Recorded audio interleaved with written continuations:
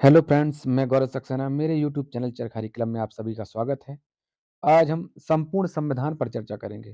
आज मैंने संपूर्ण संविधान का वीडियो बनाया है। एक ही वीडियो से आप पूरे संविधान की तैयारी कर लेंगे और ये मेरा वादा है कि यदि आप इस वीडियो को पूरा देखते हैं, तो किसी भी परीक्षा में संविधान का कोई भी क्वेश्चन आपका बाहर नहीं जाएगा। चलिए आगे बढ़ते हैं संविधान के प्रश्नों की ओर। प्रश्न है, प्रारूप समिति का गठन कब हुआ? प्रारूप समिति का गठन हुआ है 29 अगस्त 1947। आज मैं आपको 1 से लेकर पूरे 395 अनुच्छेद विथ एक्स्ट्रा फैक्ट याद करवा दूंगा। आप इस वीडियो को ध्यानपूर्वक सुनते रहें। प्रारूप समिति का गठन कब हुआ? 29 अगस्त 1947। प्रारूप समिति के अध्यक्ष कौन थे? तो प्रारूप समिति के अध्यक्ष थे भारत रत्न डॉक्टर भीमराव अम्बेडकर। उस प्रारूप समिति में कुल कितने सदस्य थे? प्रारूप समिति में कुल 7 सदस्य थे। संविधान सभा के कुल कितने अधिवेशन व कितनी बैठकें हुई थी? तो जब संविधान सभा थी, संविधान बनने में कुल 11 अधिवेशन व 165 बैठकें हुई थी। संविधान निर्माण में कुल समय कितना लगा था? तो आपको बता दूं, संविधान निर्माण में कुल 2 वर्ष 11 माह व 18 दिन का समय लगा था। संविधान सभा में कुल कितने सदस्य थे? संविधान सभा में सदस्यों की संख्या 389 थी, जिसमें 296 ब्रिटिश प्रांत के व 93 देसी रियासतों से चुने गए थे। संविधान सभा ने राष्ट्रीय ध्वज को कब स्वीकार किया था? तो संविधान सभा ने 22 जुलाई 1947 को राष्ट्रीय ध्वज को स्वीकार किया था। भारत के एकमात्र राष्ट्रपति जो निर्विरोध चुने गए थे, तो ये है नीलम संजीव रेड्डी। 1977 में आपको जानकारी की एक बात बता दूं कि नीलम संजीव रेड्डी पहले अपना चुनाव, राष्ट्रपति का चुनाव हार गए थे। उसके पश्चात नीलम संजीव रेड्डी राष्ट्रपति का चुनाव निर्विरोध रूप से जीते थे। अगला प्रश्न, मंत्रियों के अतिरिक्त सदन के सदस्यों को क्या कहा जाता है? तो मंत्रियों के अतिरिक्त सदन में जो भी सदस्य होते हैं, उन्हें गैर सरकारी सदस्य कहा जाता है। देश का पहला बजट किसने पेश किया था? तो आपको बता दूं, देश का पहला बजट प्रथम वित्त मंत्री षटमुखम सेट्टी ने पेश किया था। जानकारी के लिए बता दें, यदि संयुक्त अधिवेशन में लोकसभा अध्यक्ष एवं उपाध्यक्ष दोनों अनुपस्थित हों, तो संयुक्त अधिवेशन की अध्यक्षता कौन करता है? तो आपको बता दूं, संयुक्त अधिवेशन की अध्यक्षता राज्यसभा के सभापति अर्थात उपराष्ट्रपति करते हैं। लोक लेखा समिति का अध्यक्ष कौन होता है? तो लोक लेखा समिति का अध्यक्ष होता है विरोधी दल का नेता। राज्यपाल किस अनुच्छेद के तहत विधानसभा में एक आंग्ल इंडियन को मनोनीत कर सकता था? तो अनुच्छेद 333 के तहत। राज्य विधान परिषद में राज्यपाल द्वारा कितने सदस्य मनोनीत किए जाते हैं? तो कुल सदस्य संख्या की 1/6। राज्यपाल किस अनुच्छेद के तहत मुख्यमंत्री की नियुक्ति करता है? तो राज्यपाल जो है अनुच्छेद 164 के तहत मुख्यमंत्री की नियुक्ति करता है। उच्च न्यायालय के न्यायाधीश का तबादला कौन कर सकता है? तो अनुच्छेद 222 के तहत भारत का राष्ट्रपति मुख्य न्यायाधीश के परामर्श से उच्च न्यायालय के न्यायाधीशों का तबादला कर सकता है। चुनावों में मतदान की न्यूनतम आयु 21 वर्ष से घटाकर 18 कब कर दी गई थी? तो आपको जानकारी के लिए बता दें, 61वें संविधान संशोधन 1989 में 61वें संविधान संशोधन 1989 में मतदान की आयु 21 वर्ष से घटाकर 18 वर्ष कर दी गई थी। पंचायती राज किस सूची का विषय है? तो पंचायती राज राज्य सूची का विषय है। सर्वप्रथम राष्ट्रपति शासन किस राज्य में लगा था? सर्वप्रथम राष्ट्रपति शासन पंजाब राज्य में लगा था।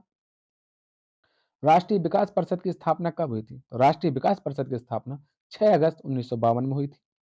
1950 में लागू संविधान किस भाषा में था? तो 1950 में जो संविधान लागू हुआ था वह अंग्रेजी भाषा में था। स्वतंत्रता के समय कांग्रेस के अध्यक्ष कौन थे? तो स्वतंत्रता के समय कांग्रेस के अध्यक्ष थे जेबी कृपलानी।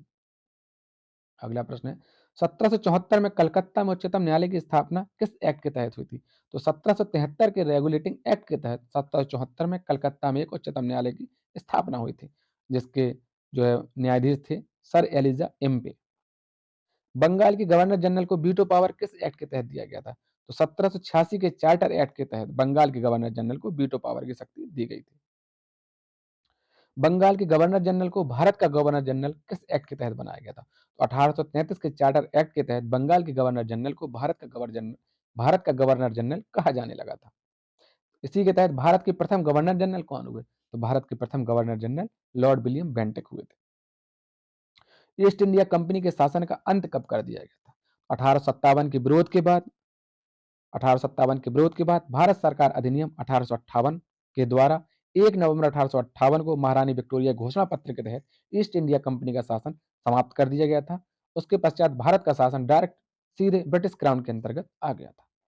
अगला प्रश्न है, भारत के गवर्नर जनरल को भारत का वायसराय कब से कहा जाने लगा? तो आपको बता दूं, 1857 के विरोध के बाद 1858 में जो भारत शासन अधिनियम बना था, 1 नवंबर 1858 को महारानी विक्टोरिया के घोषणा पत्र के तहत भारत के गवर्नर जनरल को भारत का वायसराय कहा जाने लगा था। उसके तहत भारत का प्रथम वायसराय कौन हुआ? तो भारत का प्रथम वायसराय लॉर्ड कैनिंग हुए। पार्लियामेंट्री सुधार क्या है? तो 1909 में सांप्रदायिक प्रतिनिधित्व का आरंभ हुआ था। ब्रिटिश भारत में अप्रत्यक्ष निर्वाचन प्रणाली की शुरुआत की गई थी। मुसलमानों के लिए पृथक निर्वाचन मंडल तथा निर्वाचन क्षेत्र पार्लियामेंट्री सुधार 1909 के तहत दिया गया था। प्रांतों में द्वैत शासन की स्थापना कब से हुई थी? तो प्रांतों में द्वैत शासन की स्थापना भारत शासन अधिनियम 1919 के तहत। पहली बार महिलाओं को मताधिकार कब से प्रदान किया गया? तो भारत शासन अधिनियम 1919 के तहत पहली बार महिलाओं को मताधिकार दिया गया था। कृषि मिशन भारत कब आया? तो कृषि मिशन भारत 1942 में आया। कैबिनेट मिशन भारत कब आया? तो कैबिनेट मिशन भारत 15 मार्च 1946 में आया। स्वतंत्रता प्राप्ति के बाद संविधान सभा की प्रथम बैठक कब हुई थी?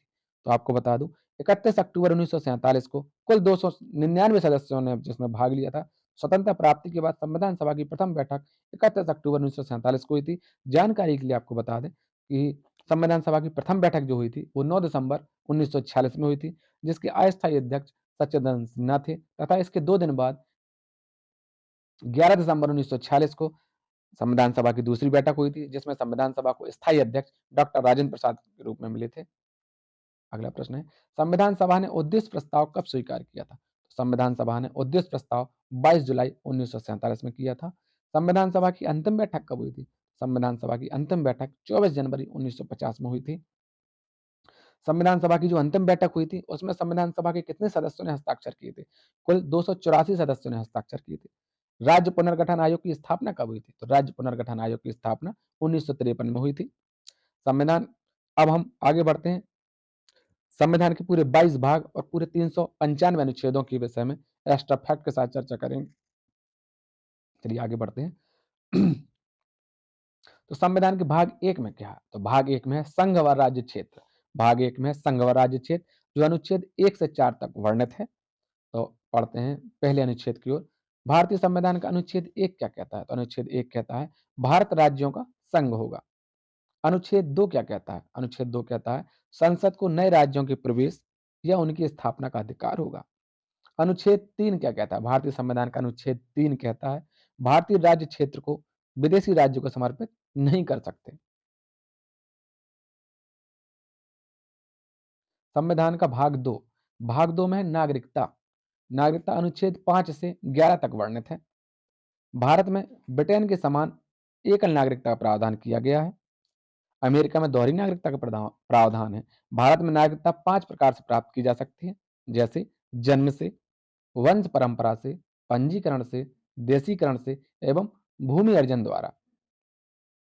तो भाग 2 में बढ़ते हैं अनुच्छेद 5 की ओर। अनुच्छेद 5 कहता है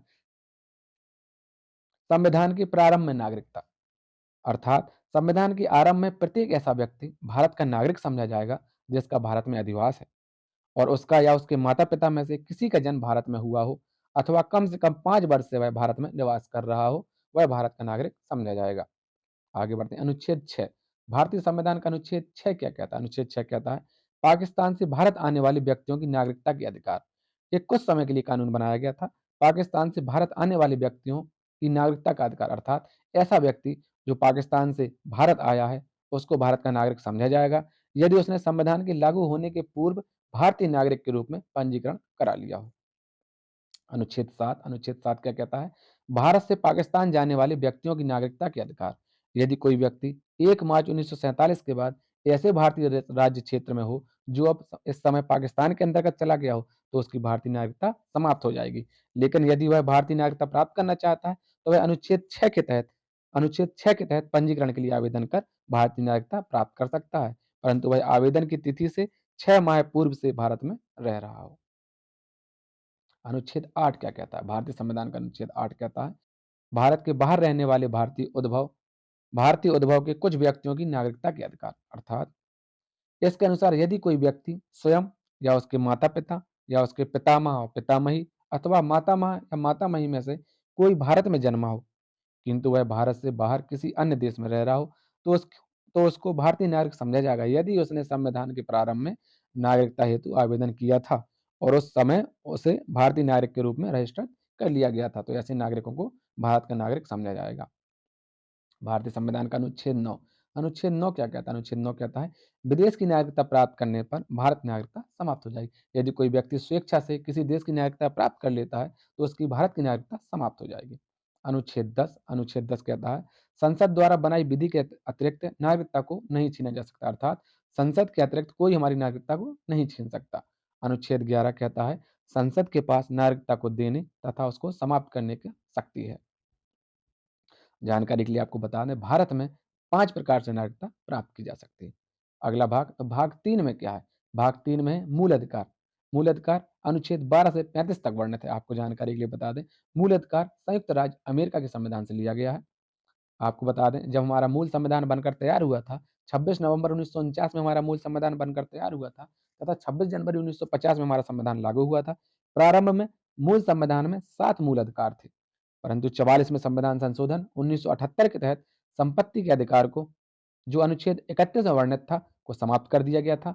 अब वर्तमान समय में भारत के संविधान में कुल 6 मूल अधिकार हैं तथा वर्तमान समय में संपत्ति के अधिकार को एक कानूनी अधिकार बना दिया गया है, जो भारतीय संविधान के अनुच्छेद 300 का में वर्णित है।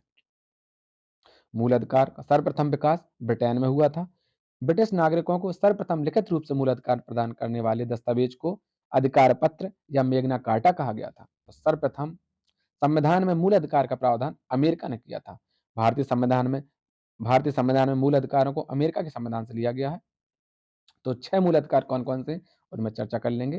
पहला मूल अधिकार है समता का अधिकार, जो अनुच्छेद 14 से 18 तक वर्णित है। दूसरा मूल अधिकार है स्वतंत्रता का अधिकार, जो भारतीय संविधान के अनुच्छेद 19 से 22 तक वर्णित है। तीसरा मूल अधिकार है शोषण के विरुद्ध अधिकार, जो अनुच्छेद 23 से 24 तक वर्णित है। चौथा मूल अधिकार है धार्मिक स्वतंत्रता का अधिकार, जो अनुच्छेद 25 से 28 तक वर्णित है। पांचवा मूल अधिकार है संस्कृति एवं शिक्षा का अधिकार, जो अनुच्छेद 29 से 30 तक वर्णित है। और छठवां मूल अधिकार है संवैधानिक उपचारों का अधिकार, जो अनुच्छेद 32 में वर्णित है। तो बढ़ते हैं आगे। अनुच्छेद 12 कहता है राज्य की परिभाषा। तो भाग 3 के प्रयोजन के लिए राज्य की परिभाषा भारतीय संविधान के अनुच्छेद 12 में वर्णित है। आगे बढ़ते हैं। अनुच्छेद 13 भारतीय संविधान का बहुत ही महत्वपूर्ण अनुच्छेद है, जिसमें है न्यायिक पुनरावलोकन का सिद्धांत। न्यायिक पुनरावलोकन के सिद्धांत को प्रभावी बनाना अनुच्छेद 13 में वर्णित है। अर्थात न्यायालय ऐसी किसी भी विधि को, अनुच्छेद 13 के तहत न्यायालय ऐसी किसी भी विधि को शून्य घोषित कर सकता है जो मूल अधिकारों की असंगत हो, अर्थात मूल अधिकारों का अल्पीकरण करने वाली विधियों को शून्य समझा जाएगा। न्यायिक पुनर्विलोकन का अधिकार अनुच्छेद 32 के तहत उच्चतम न्यायालय को प्राप्त है तथा अनुच्छेद 226 के तहत उच्च न्यायालय को प्राप्त है। और न्यायिक पुनर्विलोकन की शक्ति के अन्य नाम है आच्छादन का सिद्धांत, अधित्याग का सिद्धांत, पृथक्करणीयता का सिद्धांत। ये न्यायिक पुनर्विलोकन के अन्य नाम है। यदि हमारे मूल अधिकारों का हनन होता है, तो हम अनुच्छेद 32 के तहत उच्चतम न्यायालय में रिट कर सकते हैं तथा अनुच्छेद 226 के तहत उच्च न्यायालय में रिट कर सकते हैं। तो अब बढ़ते हैं पहले मूल अधिकार की ओर। पहला मूल अधिकार है समता का अधिकार, जो अनुच्छेद 14 से 18 तक वर्णित है। तो अनुच्छेद 14 कहता है विधि के समक्ष समानता, अर्थात भारत में सभी व्यक्तियों को विधि के समक्ष समता और विधियों का समान संरक्षण प्रदान है। राज्य किसी व्यक्ति को भारतीय राज्य क्षेत्र में विधि के समक्ष समता और विधियों के समान संरक्षण से वंचित नहीं करेगा। सभी को समान रूप से समझा जाएगा। आगे अनुच्छेद 15 कहता है धर्म, जाति, मूल वंश, लिंग, जन्म स्थान के आधार पर विभेद प्रतिषेध है। अर्थात धर्म, जाति, मूल वंश, लिंग, जन्म स्थान के आधार पर किसी व्यक्ति के साथ दूसरों की तुलना करने पर प्रतिकूल व्यवहार करना अपराध है। यह अधिकार केवल भारतीय नागरिकों को प्राप्त है। अनुच्छेद 16 कहता है लोक नियोजन का अवसर। भारतीय संविधान का अनुच्छेद 16 कहता है लोक नियोजन का अवसर, अर्थात राज्य के अधीन किसी भी पद पर नियोजन अथवा नियुक्त के संबंध में सभी नागरिकों को समान अवसर होंगे। यह अधिकार भी केवल भारतीय नागरिकों को पास है। आगे बढ़ते हैं। अनुच्छेद 17 कहता है अस्पृश्यता का अंत, अर्थात छुआछूत आदि किसी भी रूप में अस्पृश्यता किया जाना अपराध है और यह एक दंडनीय अपराध है। अनुच्छेद 18 कहता है उपाधियों का अंत। अब बढ़ते हैं दूसरे मूल अधिकार की ओर। दूसरा मूल अधिकार है स्वतंत्रता का अधिकार, जो भारतीय संविधान के अनुच्छेद 19 से 22 तक वर्णित है।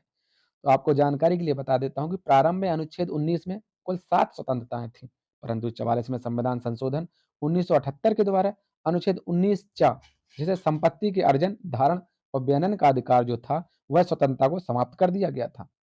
अब वर्तमान में अनुच्छेद 19 में कुल 6 स्वतंत्रताएं हैं। तो पढ़ते हैं पहले 19 का। 19 का कहता है बोलने की स्वतंत्रता, प्रेस की स्वतंत्रता या सेंसर बोर्ड की स्वतंत्रता। इसको डिटेल में पढ़ते हैं। भारत के सभी नागरिकों को वाक एवं अभिव्यक्ति की स्वतंत्रता प्रदान की गई है। विचारों को व्यक्त करने के जितने भी साधन हैं, वे सभी अनुच्छेद 19 का के अंतर्गत आते हैं। जैसे प्रेस की स्वतंत्रता, इसके लिए एक बहुत ही प्रसिद्ध वाद है, साकल पेपर्स लिमिटेड बनाम भारत संघ, यह 1962 का वाद है। इसमें हमारे पास प्रेस की स्वतंत्रता है। दूसरा, राष्ट्रीय ध्वज फहराने का अधिकार, भारत संघ बनाम नवीन जिंदल, यह एक बहुत ही प्रसिद्ध बात जो 2004 में आया था। भारत संघ बनाम नवीन जिंदल मतलब राष्ट्रीय ध्वज फहराना भारतीय नागरिकों का मूल अधिकार है।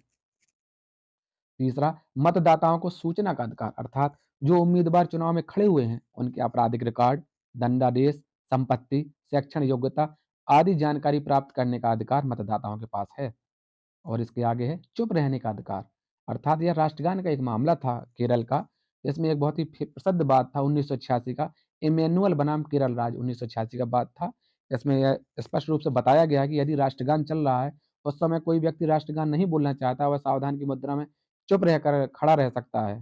तो यह चुप रहने का अधिकार भी 19 का के अंतर्गत आता है। इसके आगे बढ़ते हैं विदेश जाने का अधिकार। यह एक बात था मेनका गांधी बनाम भारत संघ 1978 का, विदेश जाने का अधिकार भी हमारा मूल अधिकार है।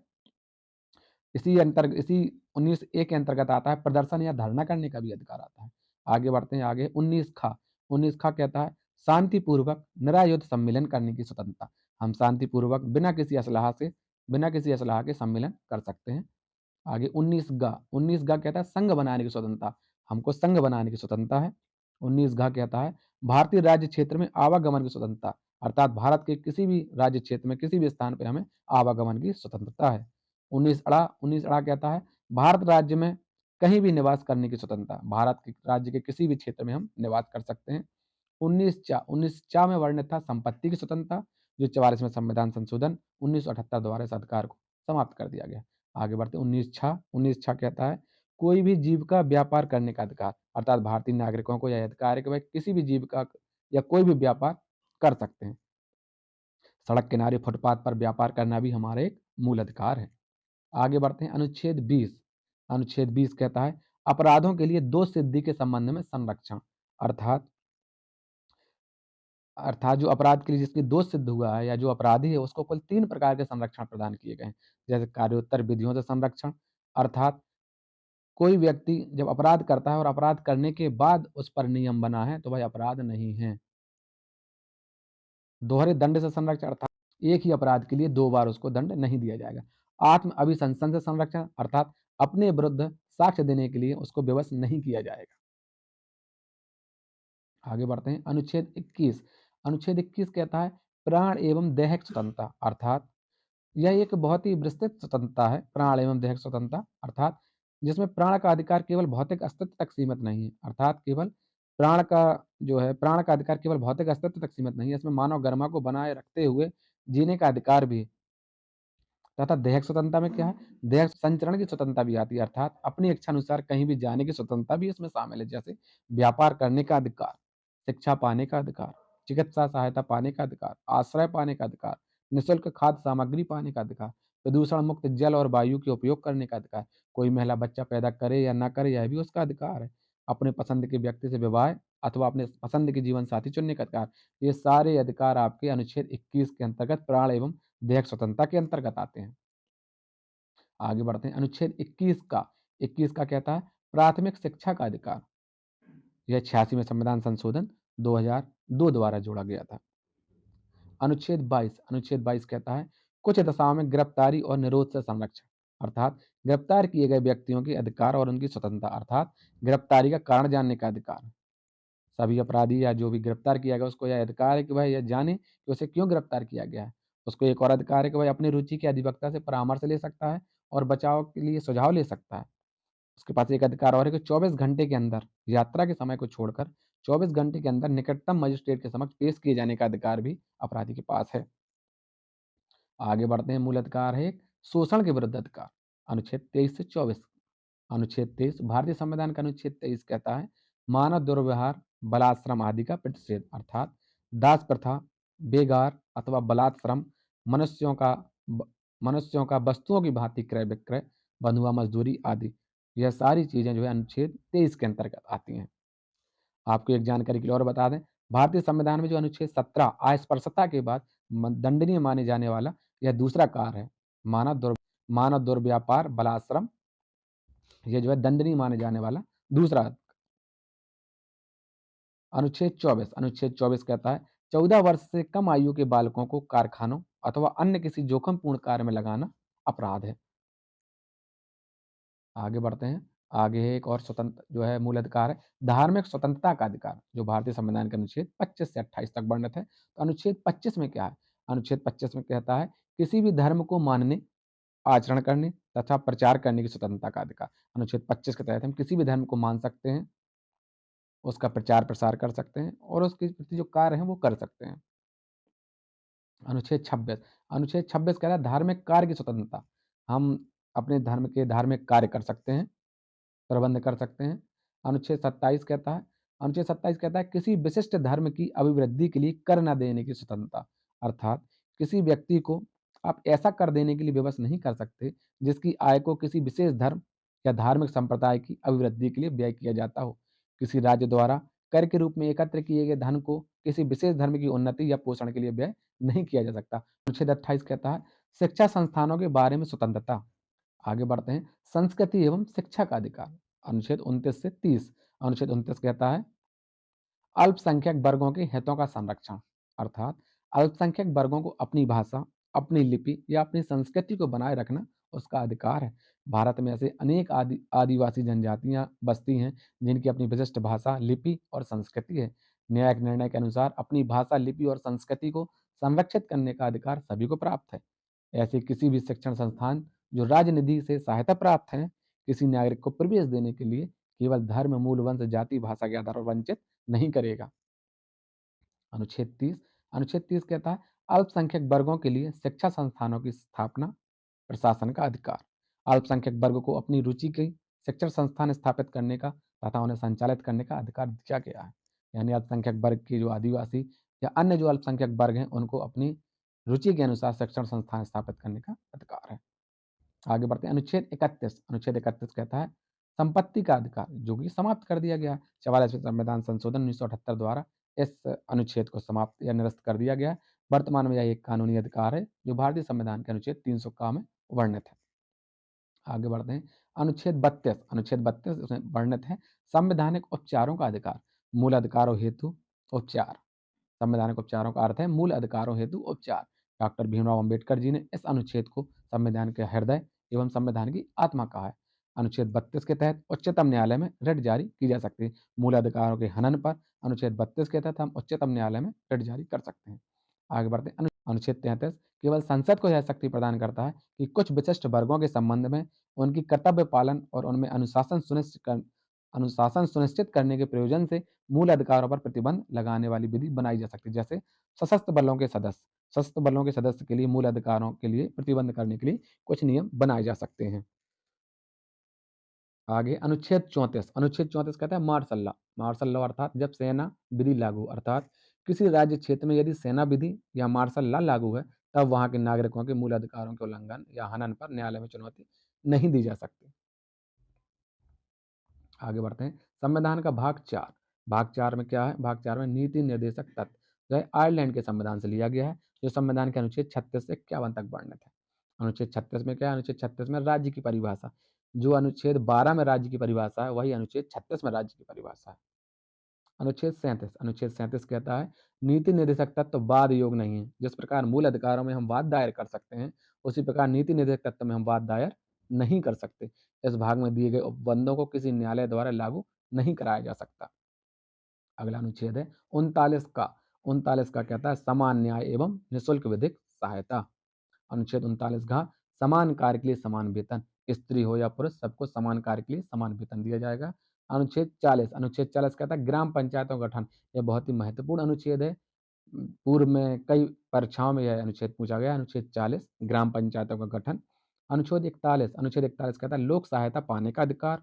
अनुच्छेद 42 कहता है प्रसूति सहायता पाने का अधिकार। महिलाओं की डिलीवरी के समय प्रसूति सहायता पाना मूल अधिकार है। अनुच्छेद 43 गांव में कुटीर उद्योग को प्रोत्साहन। अनुच्छेद 43 ख सहकारी समितियों के गठन, संचालन, नियंत्रण का प्रबंध।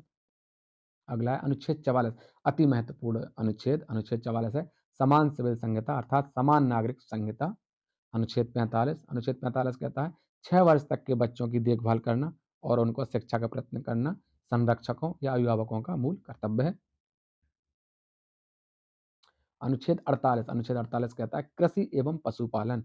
अनुच्छेद 48 का कहता है पर्यावरण, वन तथा वन तथा वन्य जीवों की रक्षा। अनुच्छेद 49 कहता है राष्ट्रीय स्मारकों व ऐतिहासिक रुचि के स्थानों का संरक्षण। अनुच्छेद 50 भारतीय संविधान का अनुच्छेद 50 कहता है न्यायपालिका का कार्यपालिका से पृथक्करण।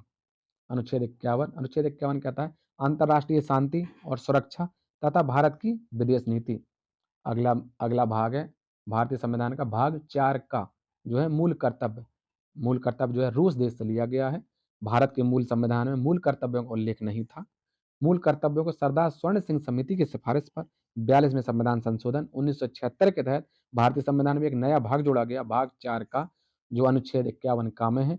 मूलतः मौलिक कर्तव्यों की संख्या 10 थी, पर 86वें संविधान संशोधन 2002 द्वारा 11वां मूल कर्तव्य भी जोड़ा गया।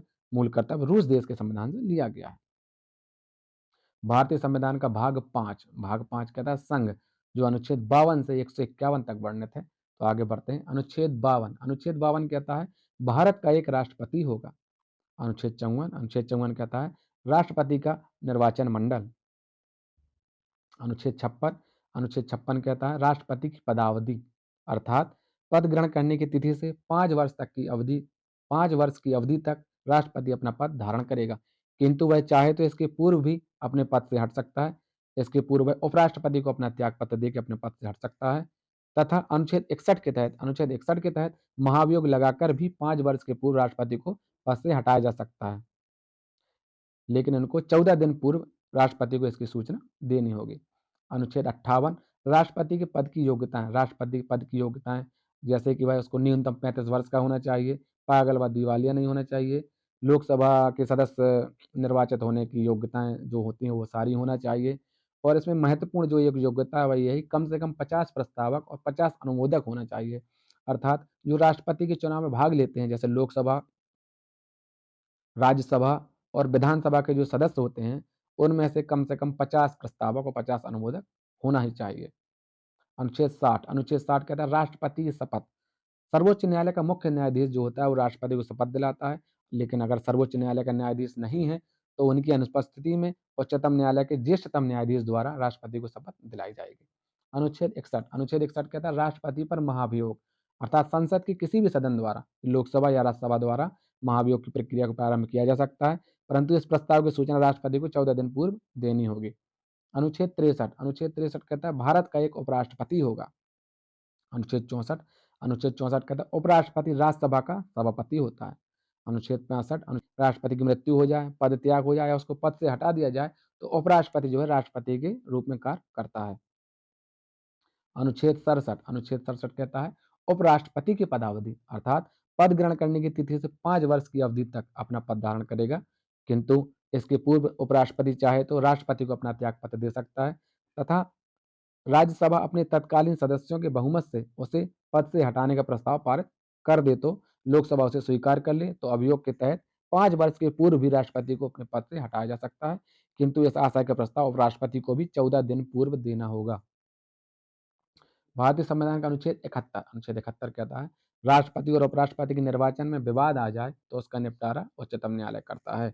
अनुच्छेद 72 कहता है राष्ट्रपति के क्षमादान की शक्ति। अनुच्छेद 74 कहता है राष्ट्रपति को सलाह देने के लिए एक मंत्रिपरिषद होगी जिसका प्रधान प्रधानमंत्री होगा। अनुच्छेद 75 एक कहता है प्रधानमंत्री की नियुक्ति राष्ट्रपति करेगा। अनुच्छेद 76 कहता है महान्यायवादी भारत का सर्वोच्च विधिक अधिकारी जो है वो महान्यायवादी अनुच्छेद 76 में। अनुच्छेद 77 कहता है भारत के सरकार के समस्त कार्यपालकीय कृत्य राष्ट्रपति के नाम पर किए जाएंगे, सरकार के सभी निर्णय उसके निर्णय माने जाएंगे। अनुच्छेद 78 कहता है राष्ट्रपति को संघ के मामले में प्रधानमंत्री से सूचना प्राप्त करने का अधिकार है, अर्थात राष्ट्रपति को संघ के मामले में समस्त सूचनाएं प्रधानमंत्री से प्राप्त करने का अधिकार है। अनुच्छेद 79 कहता है संसद अर्थात पार्लियामेंट। अनुच्छेद 80 कहता है राज्यसभा। अनुच्छेद 81 कहता है लोकसभा। अनुच्छेद 80 का 3, 80 का 3 कहता है राष्ट्रपति राज्यसभा में 12 सदस्यों को मनोनीत कर सकता है। अनुच्छेद 85 राष्ट्रपति को दोनों सदनों के अधिवेशनों को आहूत करने तथा लोकसभा को भंग करने का अधिकार है। अनुच्छेद 87 अनुच्छेद राष्ट्रपति लोकसभा के प्रत्येक आम चुनाव के पश्चात प्रत्येक वर्ष प्रथम सत्र के आरंभ में संसद के दोनों सदनों की संयुक्त बैठक को संबोधित करता है। अनुच्छेद 100 कहता है गणपूर्ति कोरम संख्या 1/10 होती है। अनुच्छेद 101 और 102 में लोकसभा तथा राज्यसभा के सदस्य चुने जाने की योग्यता या निहरताएं हैं। अनुच्छेद 108 कहता है राष्ट्रपति को विशेष परिस्थितियों में दोनों सदनों की संयुक्त बैठक आहूत करने का अधिकार है। अनुच्छेद 108 कहता है राष्ट्रपति को विशेष परिस्थितियों में दोनों सदनों की संयुक्त बैठक आहूत करने का अधिकार है। अनुच्छेद 109 कहता है धन विधेयकों के संबंध में विशेष प्रक्रिया। अनुच्छेद 110 कहता है धन विधेयक की परिभाषा। अनुच्छेद 110 कहता है धन विधेयक की परिभाषा। अनुच्छेद 111 कहता है विधेयकों पर राष्ट्रपति की अनुमति। राष्ट्रपति के पास जे भी वीटो पावर है, अर्थात जब भी कोई विधेयक राष्ट्रपति के पास भेजा जाता है तो राष्ट्रपति उसको वापस कर सकता है। परंतु भारतीय संविधान में यह उल्लेख है यदि दोबारा दोबारा कोई विधेयक राष्ट्रपति के पास भेजा जाता है तो राष्ट्रपति उस पर हस्ताक्षर करने के लिए बाध्य होता है। परंतु अगर राष्ट्रपति उस पर हस्ताक्षर करना नहीं चाहता है तो वह अनुच्छेद 111 जे बी वीटो पावर के तहत प्रयोग करके उस विधेयक को छिपा सकता है। आगे बढ़ते हैं अनुच्छेद 112 कहता है बजट। अनुच्छेद 123 कहता है राष्ट्रपति की अध्यादेश जारी करने की शक्ति। राष्ट्रपति अध्यादेश जारी कर सकता है। अनुच्छेद 124 कहता है भारत का एक उच्चतम न्यायालय होगा। वर्तमान में उच्चतम न्यायालय में 33 न्यायाधीश प्लस एक मुख्य न्यायाधीश है। अनुच्छेद 136 कहता है अपील के लिए उच्चतम न्यायालय की आरंभिक अधिकारिता। अनुच्छेद 137 कहता है निर्णयों या आदेशों का उच्चतम न्यायालय द्वारा पुनराविलोकन। अनुच्छेद 137 कहता है निर्णयों या आदेशों का उच्चतम न्यायालय द्वारा पुनराविलोकन। अनुच्छेद 143 कहता है राष्ट्रपति उच्चतम न्यायालय से सलाह ले सकता है परंतु उच्चतम न्यायालय सलाह देने के लिए बाध्य नहीं है। अनुच्छेद 148 कहता है नियंत्रक एवं महालेखा परीक्षक अर्थात कैग जिसका कार्यकाल 6/65 होता है। अनुच्छेद 153 कहता है राज्य का राज्यपाल। अनुच्छेद 161 राज्यपाल के क्षमादान की शक्ति। परंतु जानकारी के लिए आपको बता दें राज्यपाल मृत्यु दंड को क्षमा नहीं कर सकता। अनुच्छेद 163 कहता है राज्यपाल को सहायता देने के लिए राज्य की मंत्रिपरिषद जिसका प्रधान मुख्यमंत्री होगा। अनुच्छेद 164 कहता है राज्य के मुख्यमंत्री की नियुक्ति राज्यपाल करेगा। अनुच्छेद 165 राज्य का महाधिवक्ता। अनुच्छेद 167 राज्यपाल को जानकारी देने आदि के संबंध में मुख्यमंत्री के कर्तव्य। अनुच्छेद 168 प्रत्येक राज्य के लिए एक विधानमंडल होगी। अनुच्छेद 169 विधान परिषद। अनुच्छेद 170 विधानसभा। अनुच्छेद 174 राज्यपाल विधानसभा का विघटन कर सकता है। अनुच्छेद 174 के तहत राज्यपाल विधानसभा का विघटन कर सकता है। अनुच्छेद 177 महाधिवक्ता दोनों सदनों की बैठक में भाग लेगा बोलेगा लेकिन मत देने का अधिकार नहीं होगा। अनुच्छेद 214 कहता है उच्च न्यायालय। अनुच्छेद 226 है रिट निकालने के लिए उच्च न्यायालय की शक्ति। मूल अधिकारों के हनन पर अनुच्छेद 226 के तहत उच्च न्यायालय में रिट दायर की जा सकती है। अनुच्छेद 233 जिला न्यायाधीशों की नियुक्ति। अनुच्छेद 241 संघ राज्य क्षेत्रों के लिए उच्च न्यायालय। अनुच्छेद 263 अंतर्राष्ट्रीय परिषद। अनुच्छेद 266 क्या कहता है? अनुच्छेद 266 कहता है भारत की संचित निधि। अनुच्छेद 267 भारत की आकस्मिकता निधि। अनुच्छेद 280 कहता है वित्त आयोग। अनुच्छेद 315 कहता है लोक सेवा आयोग का गठन। अनुच्छेद 324 निर्वाचन आयोग का गठन। अनुच्छेद 326 कहता है वोट डालने का अधिकार। वोट डालने के दौरान जो उंगलियों पर स्याही का निशान लगाया जाता है वह सिल्वर नाइट्रेट होती है। अनुच्छेद 331 लोकसभा में आंग्ल भारतीय समुदाय का प्रतिनिधित्व। अनुच्छेद 332 SC/ST जाति के लिए विधानसभा में आरक्षण। अनुच्छेद 333 कहता है राज्य की विधानसभा में आंग्ल भारतीय समुदाय का प्रतिनिधित्व। अनुच्छेद 338 कहता है SC/ST जाति का आयोग। अनुच्छेद 340 कहता है पिछड़ा वर्ग आयोग। अनुच्छेद 341 कहता है अनुसूचित जातियां। अनुच्छेद 342 कहता है अनुसूचित जनजातियां। अनुच्छेद 343 कहता है संघ की राजभाषा हिंदी तथा लिपि देवनागरी होगी। अनुच्छेद 344 कहता है राजभाषा आयोग। अनुच्छेद 348 जब तक संसद कोई अन्य उपबंध नहीं करेगा, तभी न्यायालयों की सभी कार्रवाइयाँ अंग्रेजी भाषा में होंगी। अनुच्छेद 352 कहता है राष्ट्रीय आपात। अनुच्छेद 352 का 2 या 352 का ख 352 का ख कहता है राष्ट्रीय आपात को वापस लिया जा सकता है। अनुच्छेद 356 कहता है राष्ट्रपति शासन। अनुच्छेद 358 में क्या अनुच्छेद 358 कहता है आपातकाल के दौरान अनुच्छेद 19 के उपबंधों का निलंबन। अनुच्छेद 360 कहता है वित्तीय आपात। अनुच्छेद 361 कहता है राष्ट्रपति, राज्यपालों तथा राज्य प्रमुखों का संरक्षण। अनुच्छेद 368 कहता है संविधान संशोधन करने की संसद की शक्ति। यह दक्षिण अफ्रीका के संविधान से लिया गया है। अनुच्छेद 370 कहता है जम्मू कश्मीर राज्य का विशेष दर्जा। अनुच्छेद 370 का सी क्या कहता है जम्मू कश्मीर राज्य का विशेष दर्जा कभी भी समाप्त किया जा सकता है। अनुच्छेद 371 कहता है महाराष्ट्र और गुजरात राज्यों के संबंध में विशेष उपबंध। अनुच्छेद 371 का ज अरुणाचल प्रदेश राज्य के संबंध में विशेष उपबंध। अनुच्छेद 392 कहता है कठिनाइयों को दूर करने के लिए राष्ट्रपति की शक्तियाँ। ये वीडियो आप सभी को कैसा लगा कमेंट सेक्शन में जरूर बताएं।